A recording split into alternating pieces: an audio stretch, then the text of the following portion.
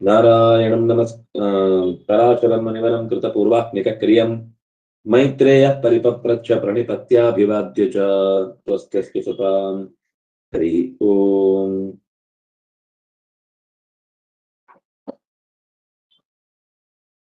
ಯಾರು ಸನಾತನವಾದ ಚಿಂತನೆಗಳ ವಿಷಯದಲ್ಲಿ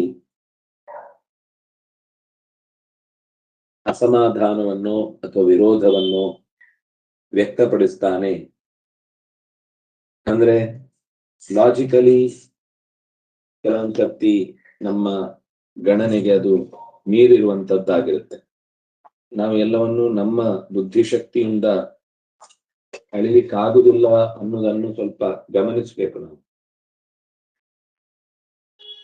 ಹಾಗಾಗಿ ಹಿಂದೆ ಚಿಂತನೆ ನಡೆಸಿದವರೆಲ್ಲ ಪರಮ ಮೂರ್ಖರು ಅನ್ನುವ ನಿರ್ಣಯವನ್ನ ಸ್ವೀಕರಿಸಿ ಮಾಡಿದ ಲೇವಡಿಗಳೆಲ್ಲ ಅವನ ವಿದ್ಯಾಮಟ್ಟದ ಪರಿಚಯವನ್ನು ಕೊಡ್ತಾ ಹೋಗುತ್ತೆ ಅಂತೆಲ್ಲ ಹಿಂದೆ ನಾವು ನೋಡಿದ್ವಿ.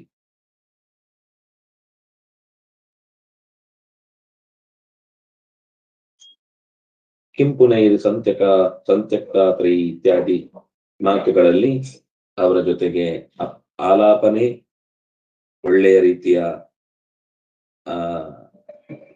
ಸ್ನೇಹಕೂಟಗಳಲ್ಲಿ ಭಾಗವಹಿಸುವಿಕೆ ಎಲ್ಲವೂ ಅತಿ ಹೆಚ್ಚು ನಮ್ಮನ್ನ ದುರ್ಮಾರ್ಗದೆಡೆಗೆ ಕರೆದೊಯ್ಯುವಂತದ್ದಾಗತ್ತೆ. ಅಂತಹ ದುರಾಚಾರಿಗಳ ಜೊತೆಗೆ ನಮ್ಮ ವ್ಯವಹಾರವನ್ನ, ಅಂದ್ರೆ ಭೌತಿಕ ಯಾವುದೋ ಲೌಕಿಕ ವ್ಯವಹಾರ ಇದ್ರೆ ಕೆಲವೊಂದು ಅವರೇ ಅದರ ಮುಖ್ಯ ವ್ಯವಸ್ಥಾಪಕರು ಅಂದಾಗ ನಾವೇನ್ ಮಾಡ್ಲಿಕ್ಕಾಗುದಿಲ್ಲ. ಆದರೆ ನಮಗೆ ತಿಳಿದು ಇಂಥ ಆತ್ಮೀಯ ವ್ಯವಹಾರವನ್ನ ಇಟ್ಟುಕೊಳ್ಳದೆ ಇದ್ರೆ ಆಯ್ತಷ್ಟೇ. ಪಾಷಂಡಿನೋ ವಿಕರ್ಮಸ್ಥಾನ್, ಇದಾಯ್ತಲ್ವಾ? ಇದೆಲ್ಲವೂ ಆಯ್ತು ಅನ್ಸುತ್ತಲ್ವಾ? ಇಲ್ವಾ? ದೂರತಸ್ಥೈತು ಸಂಪರ್ಕ ತ್ಯಾಜ್ಯ ಸ್ಥಾಪ್ಯತಿ ಪಾಪಿಭಿಃ ಪಾಷಂಡಿಭಿಃ ದುರಾಚಾರೈಃ ತಸ್ಮಾತ್ ತಾನ್ ಪರಿವರ್ಜಯೇತ್.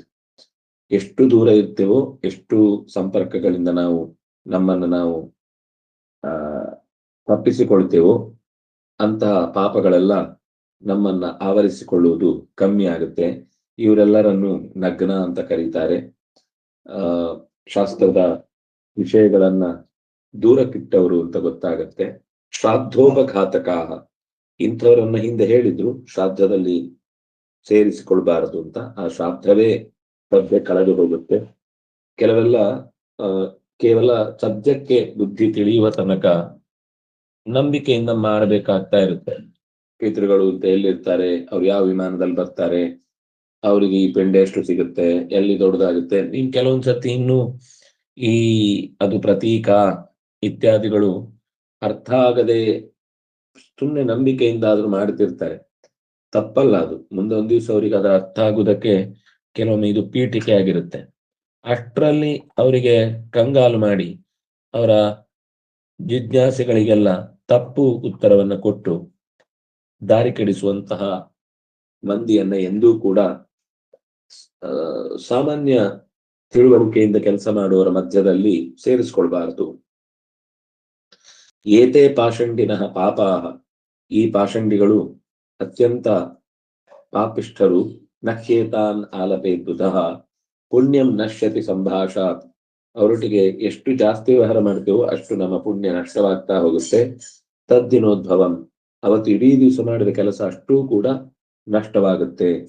ಪುಂಸಾಂ ಜಟಾಚರಣ ಮೌಂಡ್ಯವತಾಮೃತೈವ ಮೋಘಾಶಿನಾಂ ಅಖಿಲ ಶೌಚ ನಿರಾಕೃತಾನಾಂ ತೋಯ ಪ್ರಧಾನ ಪಿತೃಪಿಂಡ ಬಹಿಷ್ಕೃತಾನಾಂ ಸಂಭಾಷಣಾದಪಿ ನರಾ ನರಕಂ ಪ್ರಯಾಂತಿ.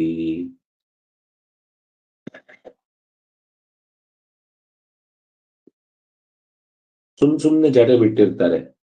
ಕೊನೆಯ ಶ್ಲೋಕನೇ ಅದೇ ನೋಡ್ತಾ ಇರೋದು ನಾವು. ಪುಂಸಾಂ ಎಂತವರು ಅಂದ್ರೆ ಜಟಾಧರಣ ಯಾಕೆ ಜಡೆ ಬಿಟ್ಟಿದ್ದಾರೆ ಎಂದೂ ಕೂಡ ಅದಕ್ಕೆ ಏನು ಕಾರಣ ಇಲ್ಲ ಅವ್ರ ಹತ್ರ. ಅಂದ್ರೆ ಜಪ ಆಗ್ಲಿ, ವ್ರತ ಆಗ್ಲಿ, ಅಥವಾ ಯಾವುದೋ ಒಂದು ದೀಕ್ಷೆ ಆಗ್ಲಿ, ಅಥವಾ ಯಾವುದೋ ಒಂದು ವೇದದ ಸಂಕೇತವಾಗ್ಲಿ, ಏನೂ ಅಲ್ಲ, ಸುಮ್ಮನೆ ಜಟೆ.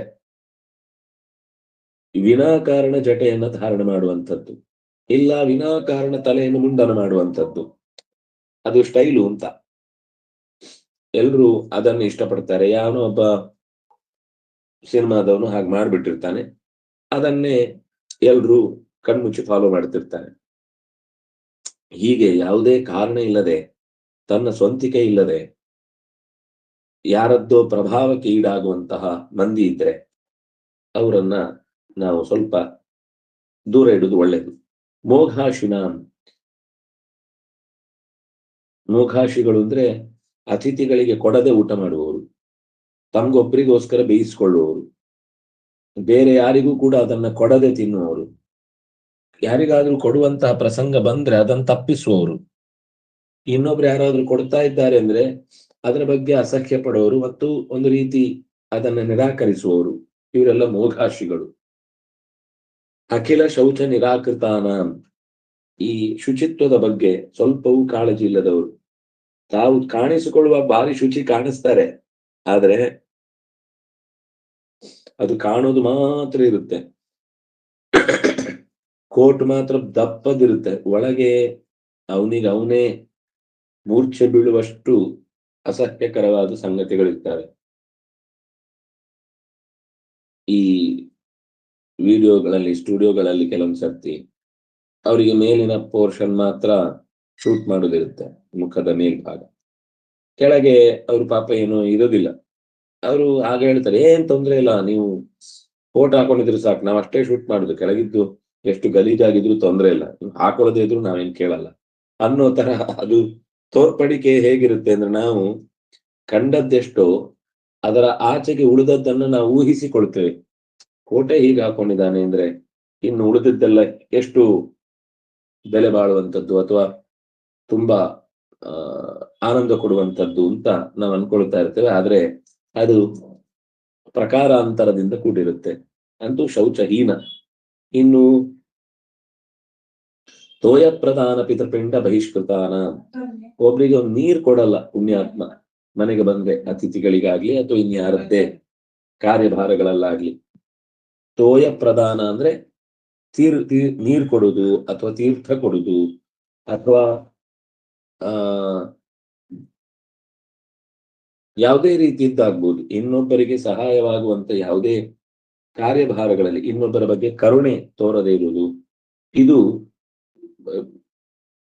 ತರ್ಪಣಾದಿಗಳನ್ನ ಕೊಡದೇ ಇರುವುದು, ಪಿತೃಪಿಂಡ ಪ್ರಧಾನಾದಿಗಳನ್ನ ನಿರಾಕರಿಸುವವರು, ಅವರು ಬಹಿಷ್ಕಾರ ಹಾಕಿರ್ತಾರೆ ಮಾಡದೆ, ಮಾಡುವವರ ಜಾಗದಿಂದಲೂ ಅವರು ತಿಳಿದವರಾದ್ರೆ ಹೊರಗಿಡ್ತಾರೆ, ಅವನನ್ನು ಕರ್ಕೋಬೇಡ ಅಂತ.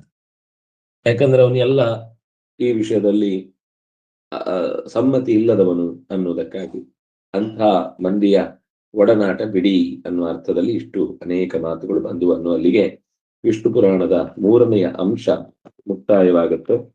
ಇನ್ನು 4ನೆಯ ಅಂಶ, ಈಗ ನಮ್ಗೆ ಒಟ್ಟು ಸಿಗುದು 6 ಅಂಶ, ಅರ್ಧವಾಸಿ ಇದೆ ಅನ್ಸುತ್ತೆ.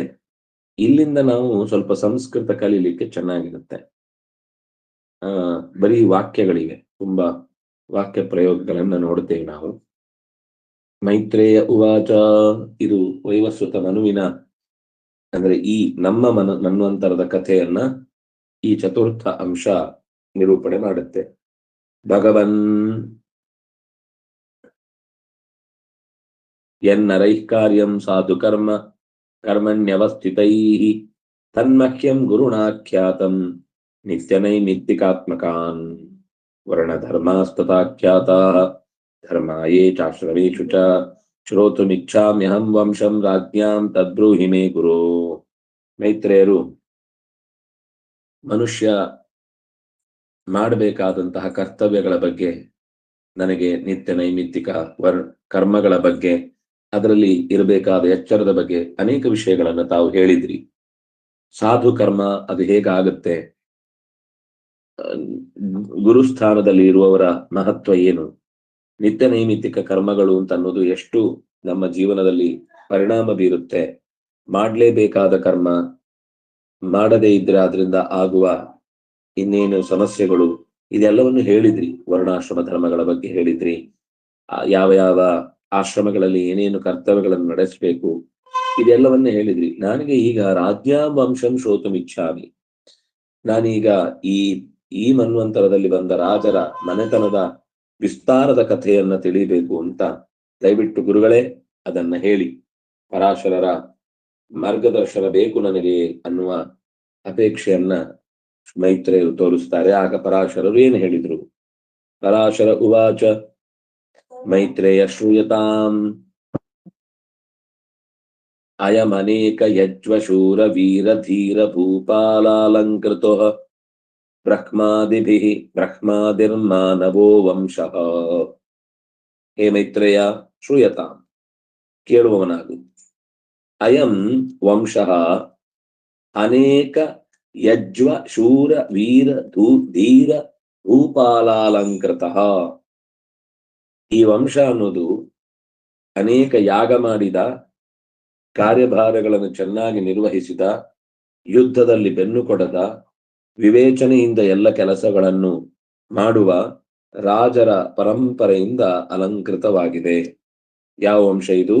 ಬ್ರಹ್ಮಾದಿ ಮಾನವ ವಂಶ.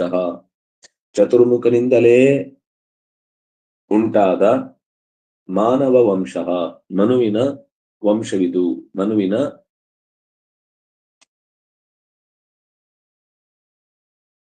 ಮೂಲ ಕಾರ್ಯ ಚಟುವಟಿಕೆ ನಡೆಯುವುದು ಇಲ್ಲೇ.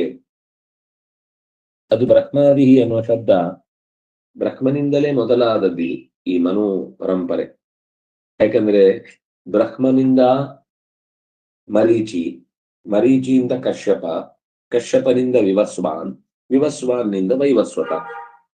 ಹೀಗೆ ಒಂದು 4 ತಲೆಮಾರಿನ ಹಿಂದೆ ಚತುರ್ಮುಖ ಈ ವಂಶದ ಪ್ರವರ್ತಕನಾಗಿ ನಿಂತಿದ್ದಾನೆ. ತದಸ್ಯ ವಂಶಸ್ಯ ಆನುಪೂರ್ವೀಂ ಅಶೇಷ ವಂಶ ಪಾಪ ಪ್ರಣಾಶನಾಯ ಮೈತ್ರೇಯ ಏತಾಂ ಕಥಾಂ ಶೃಣು. ಈ ವಂಶದ ಚರಿತೆಯನ್ನು ನಾನು ನಿನಗೆ ಹೇಳ್ತೇನೆ.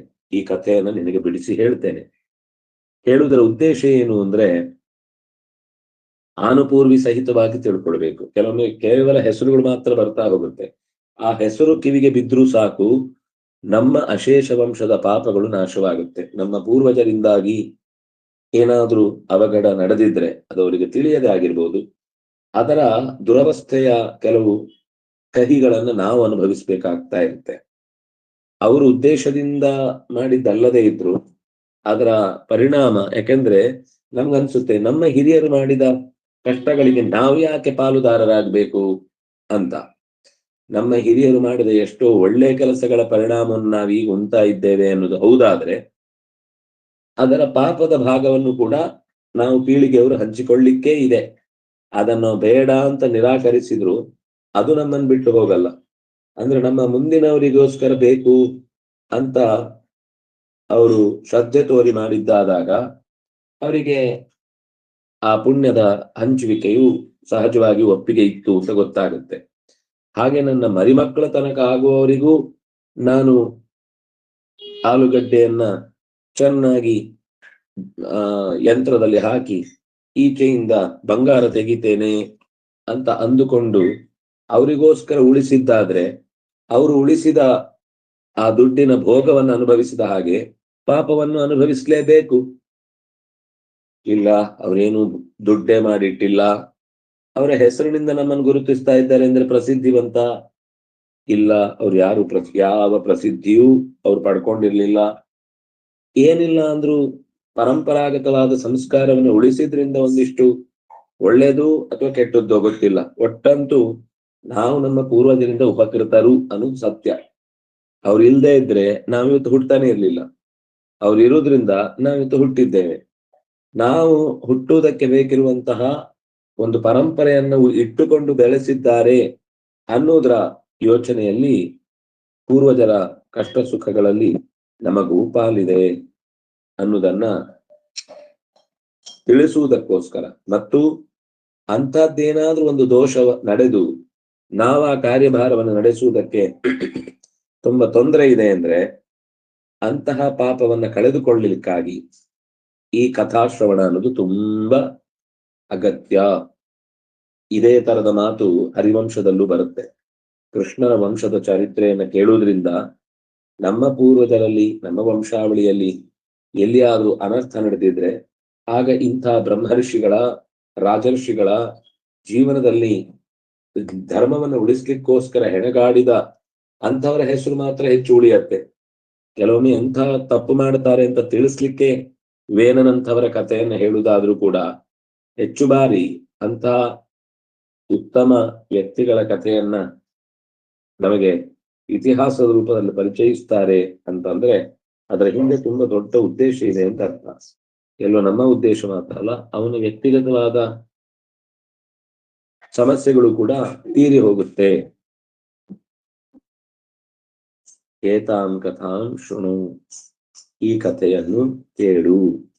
ತದ್ಯಥಾ, ಅದು ಹೇಗೆಂದ್ರೆ ಅಂತ ಕಥೆ ಮುಂದೆ ಶುರು ಮಾಡುತ್ತಾರೆ. ನಾವು ಆ ಕಥೆಯನ್ನು ನಾಳೆಯ ಚಿಂತನೆಯಲ್ಲಿ ಅನುಸಂಧಾನ ಮಾಡೋಣ ಅಂತ ಹೇಳ್ತಾ, ಕಾಯೇನ ವಾಚಾ ಮನಸೇಂದ್ರಿಯರ್ವಾ ಬುದ್ಧ್ಯಾತ್ಮನಾ ವಾ ಅನುಸೃತ ಸ್ವಭಾವ ಕರೋಮಿ ಯದ್ಯತ್ ಸಕಲಂ ಪರಸ್ಮೈ ನಾರಾಯಣಾಯೇತಿ ಸಮರ್ಪಯಾಮಿ. ಶ್ರೀಕೃಷ್ಣಾರ್ಪಣಮಸ್ತು.